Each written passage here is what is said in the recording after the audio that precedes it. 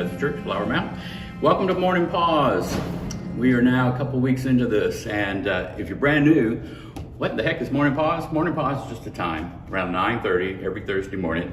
You and I can visit via the internets, and I'm going to challenge you to sit down, to take a break. I don't care where you are. Crazy kids, crazy boss, crazy life on the interstate, pull over. Take a deep breath. Just chill. 5 minutes or so, you can do it.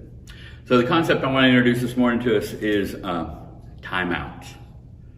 Depending on how old you are or just your perspective on life, the phrase timeout kind of pokes us in different ways, right?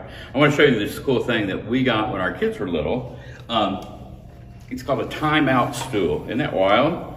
I don't know if it's a real thing or somebody invented it to sell stuff or not, but it's almost 5 minutes long. And the intent is, as a parenting style, as a guidance or discipline style, you would separate your kid, they sit on this. Sometimes you would say things like, hey, go think about what you did, or, you know, go over here and chill out, go, you know, whatever it was designed to kind of break the rhythm, right? Kind of separate them from their siblings or whomever they were fussing or fighting with, maybe just to get them out of your hair, right? Who knows? What about us? Do you ever put yourself in timeout? Do you ever break the routine? So there's that kind of punitive concept of timeout, right? There's also, if you're a real sports enthusiast, timeout is used for a couple of different things. It is a signal that a coach gives to the referee, whether it's basketball or football or maybe even soccer, that says, hey, I need to stop play. And it's timed, you know, a minute, 2 or 3. Sometimes coaches use it to change the momentum of the game. Maybe their team is tanking and they want to bring over the team and pep them up. Or maybe the other team is just roaring and they want to try to throw off their mojo. Sometimes it's a strategic thing. Hey, we need to take a timeout. We need to rethink who we're going to throw the ball to or kick the ball to or what have you. So here's what I'm picking up on about timeout. It's time to step away from that which you are doing in an immediate kind of way. Make a choice to break the pattern that you are currently in. To rethink, regroup, reset, whatever the word is in your head or my head. Man alive, I don't know about you, but I need to do that to myself pretty frequently. Sometimes we who are just kind of crazy workaholic people or parentaholics, we don't ever do that.